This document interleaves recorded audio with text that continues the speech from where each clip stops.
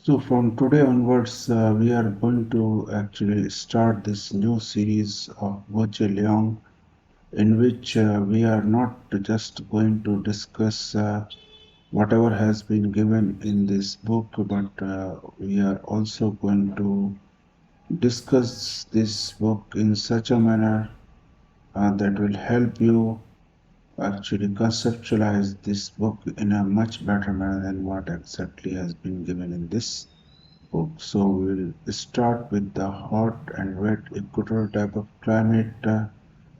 As far as the distribution of this climate, you can see the equatorial hot wet climate is found between 5 degree north and 10 degree north and south of the equator. Its greatest extent is found in the lowland of Amazon, the Congo, Malaysia, and the East Indies. Further away from the equator, the influence of the onshore treatment gives rise to a modified type of equatorial climate with monsoonal influence. These things we are going to discuss how this uh, type of climate get itself modified.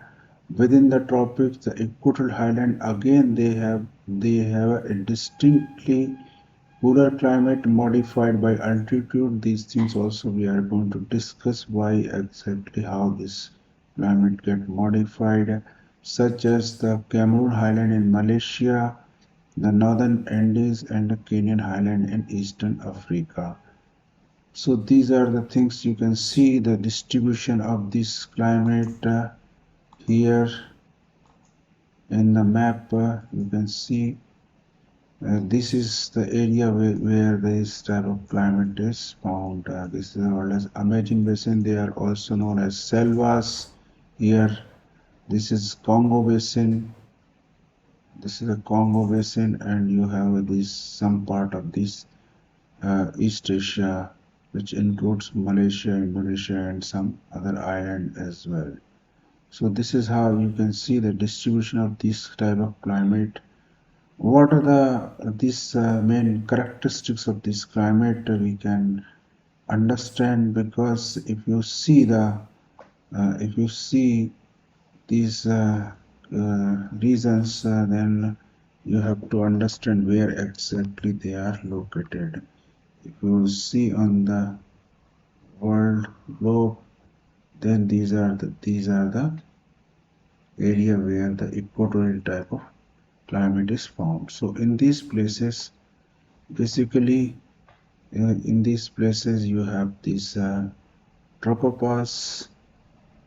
In these places, sun remains overhead throughout the year, almost through overhead throughout the year, because this is a tropic of Cancer.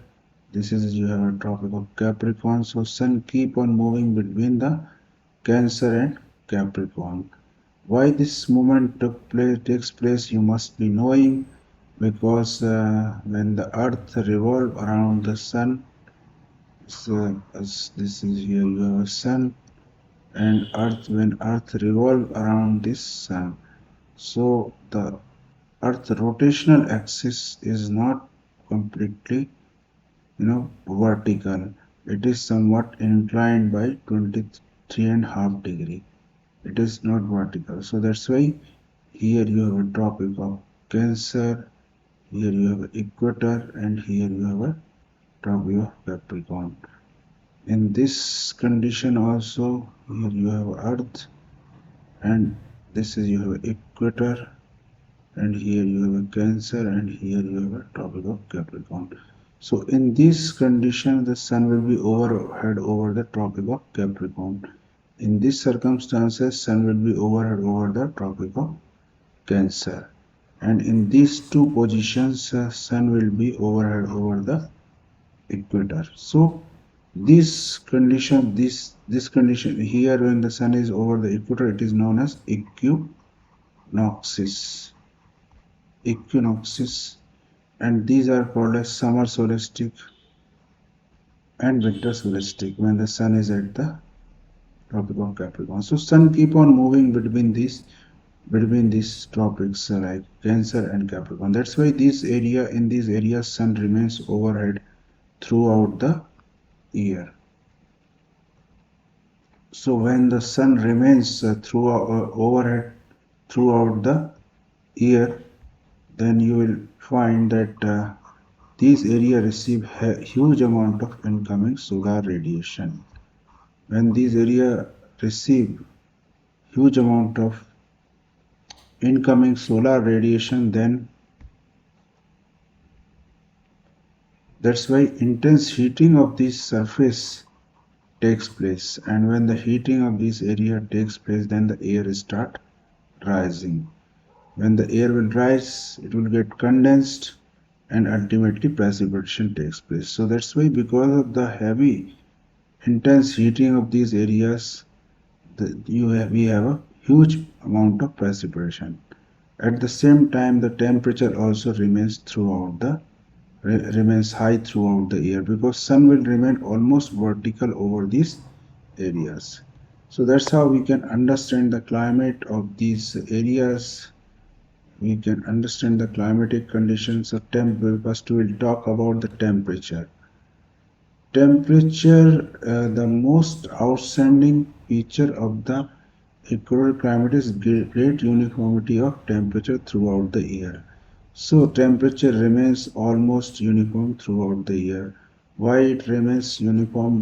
Because we have already talked about that the sun remains vertical over these areas throughout the year. That's why mean monthly temperature is around 80 degree Fahrenheit with very little variation, because sun remains vertical. That's why there is no hardly any variation in temperature. There is no winter. How the winter can be present in this place? Because sun remains overhead. Cloudiness and heavy precipitation help to moderate the daily temperature, so that even at the equator itself the climate is not unbearable. So these things also we will discuss why exactly how the precipitation and the cloudiness help or moderate the temperature. Uh, when you have clouds, then generally what happens? Suppose this is a surface, and if you have a cloud cover here, then this cloud will reflect a lot of insolation coming from the sun. It will reflect it back. That's why the temperature of this area will not increase. So that's how the cloud actually reduce the temperature of this area. And another factor, that is the heavy precipitation. When the precipitation takes place, it is going to reduce the temperature. So these two factors actually basically is responsible for lowering down the temperature of this area.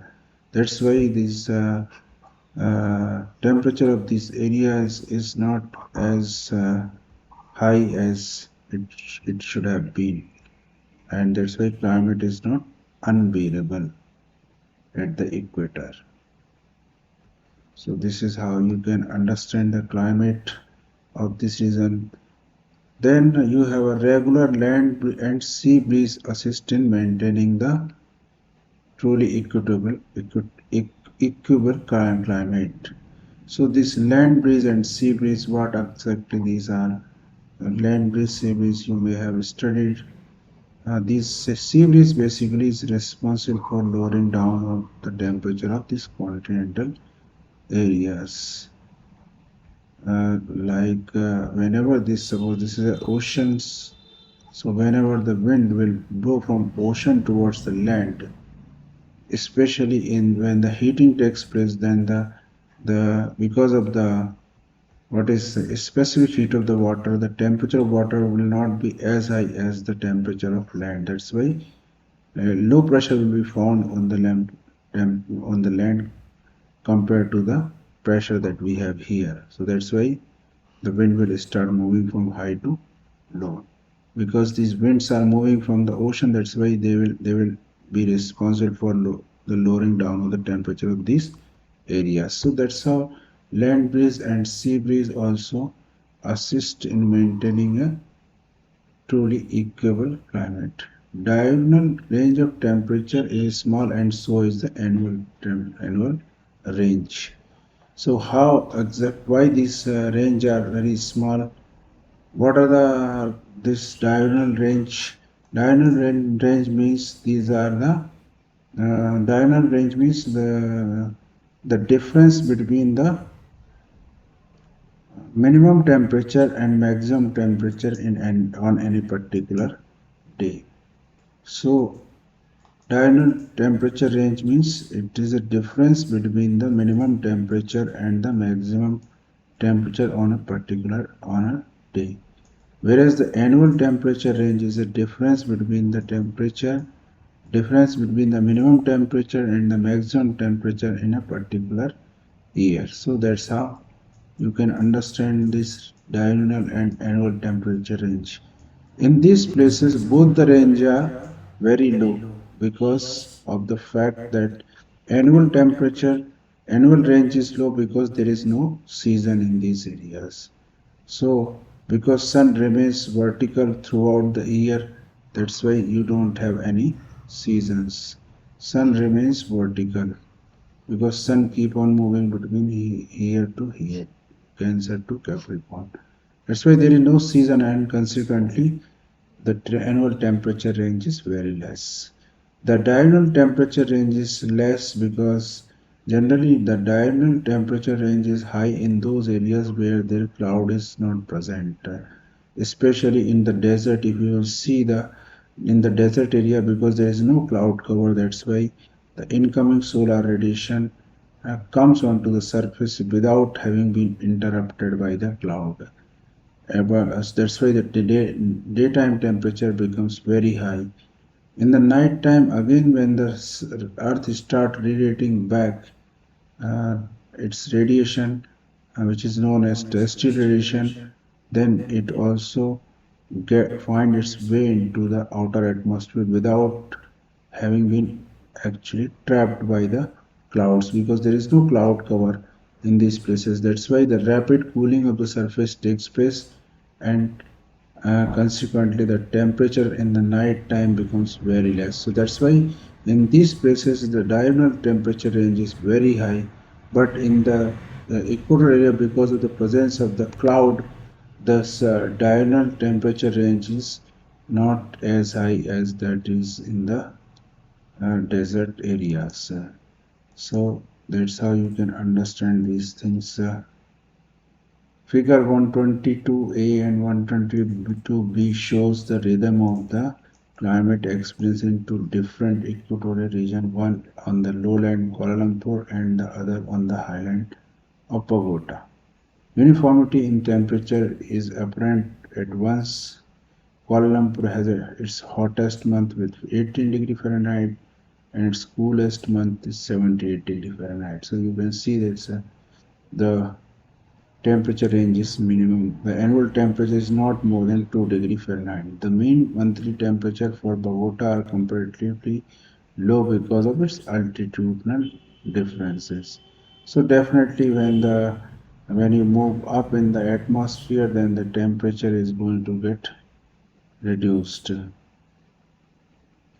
Here we forgot to discuss these two things, two modification in this type of climate.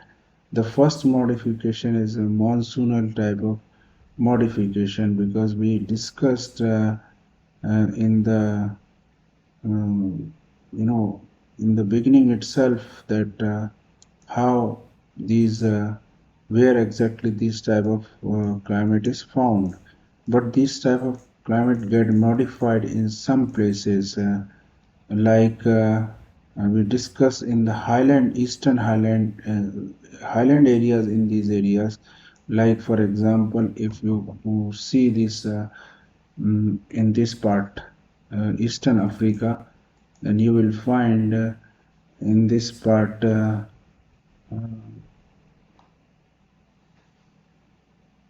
these eastern Africa, these are plateau regions, so that's why here the temperature is somewhat less compared to the adjoining lowland area because you may have studied that when we move up in the atmosphere then the temperature keep on decreasing at the rate of 6.5 degree centigrade per kilometer.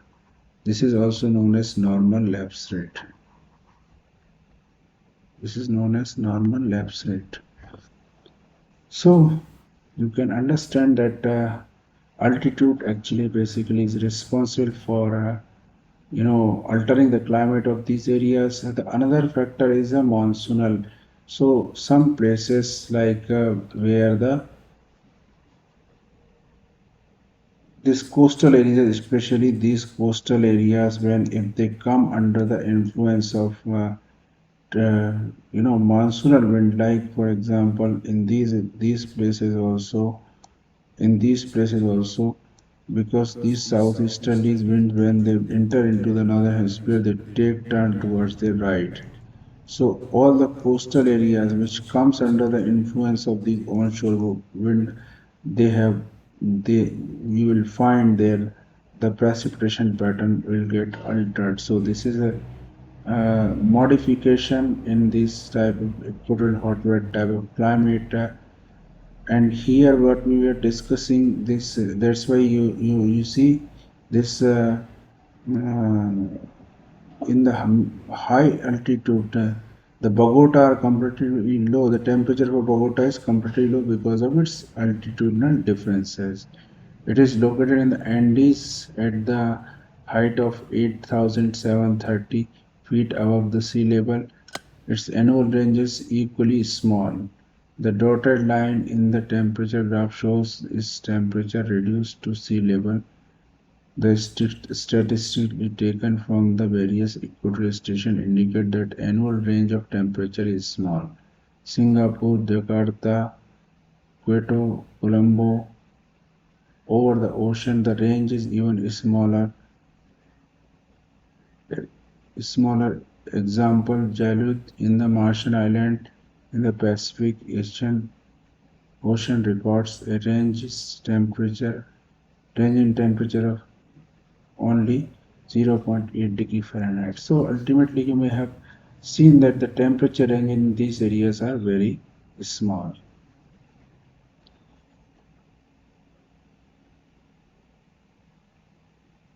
Now we will talk about the precipitation. We have already talked about that precipitation is very heavy, between 60 inches and 100 inches, and well distributed throughout the year. There is no month without the rain. Why actually this happens? Because we have already discussed that in these places sun remains vertical throughout the year. This is suppose equator. Here you have a sun. Then this area is a low pressure area. Why? Because the heating of this surface will lead to the upliftment of the air lying over these areas. So the air will start rising and that will create low pressure. Air will start rise, it will condense and ultimately it will lead to the precipitation after having been condensed. So that's why this area receives very heavy precipitation. This is area is also known as intratropical conversion zone. Why? Because the wind from both the side converge at this place. Both the trade wind from both the hemisphere they converge at this place. That's why this is also known as intertropical conversion zone. This is basically a low pressure area. So when the sun shift actually north and south towards the Cancer and towards the Capricorn, these ITCZ also shift with the sun. But these area actually receive rainfall during the whole of the year because the sun remains almost vertical, and that's why the convection keep on taking place at these places. So that's how these distribute throughout the precipitation is distributed throughout the year. There is no month without rain, and distinct seasons like those in savanna or in the tropical monsoon climate is absent. There is no dry season in these areas because sun remains overhead throughout the year, and that's why convection rainfall keep on taking place. Instead, there are two periods of maximum rainfall in April and October as shown in the figure 122. So there are two basically peaks, precipitation maxima. You can see in on the graph, this is another one peak, this is another peak. Why actually this takes place? Because of the fact this there are two what is called double rainfall peaks. This takes place during the equinoxes, because at the equinoxes means when the sun is vertical over the equator. Sun when comes on the equator, this is known as equinoxes. So twice in a year, once the sun will move towards the south, then it will come over the equator, and when it will move from south towards the north, and again it will come at the just above the equator. So during this equinoxes, the maximum amount of rainfall takes place in these areas. Maximum. Why maximum? Because when the sun will be vertical, then the more heating of this area, more intense heating will take place, and consequently more we will have a more precipitation on these areas. And then the another thing is, and there is a